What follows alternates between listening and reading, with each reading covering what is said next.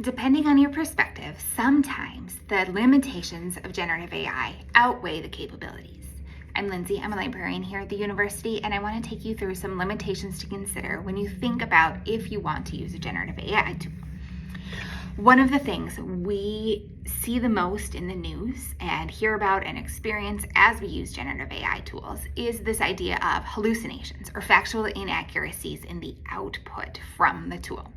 So this is where your AI tool will generate plausible sounding, but incorrect or fabricated information. We see this in false citations in reports. We see this when an AI generated image gives somebody an extra arm or places a foot or a wing or a beak in a weird place. The dependence on training data is a huge limitation and one of the reasons why these factual inaccuracies can happen.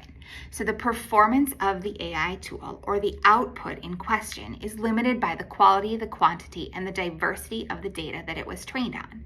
So essentially, if the training data is garbage, or if it's biased, or if it only shows one perspective on things, that output is going to not give the full side of the story. It's going to give a really biased perspective, and that's a huge limitation of generative AI. As I mentioned, that dependence on the training data leads to a lot of bias. So the output that you get from the tool can reflect and amplify biases present in the training data, leading to unfair and discriminatory outputs. So if you're limiting the training data that gets put in the system and that data happens to have bias to it, or one side of an issue to it, you are going to get that reflected in the output. That's incredibly problematic when we are using this as a tool to synthesize and summarize different issues. One limitation that should be pretty obvious is that AI does not understand. AI is not a human. The models present do not understand the world in the human sense and can produce illogical or nonsensical results because of that.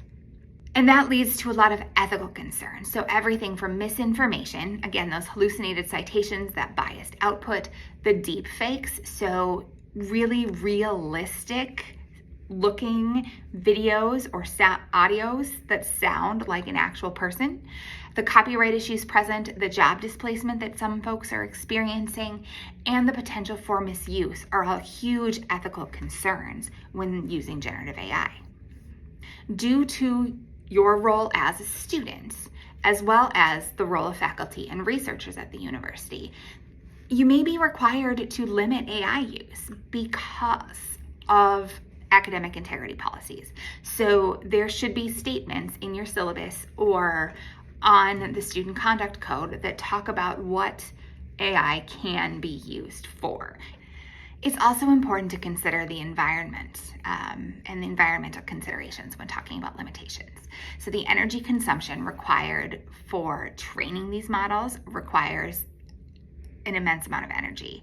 The carbon footprint of using these tools is substantial, as well as storing the data sets, and the models often require massive storage, which also has an environmental impact.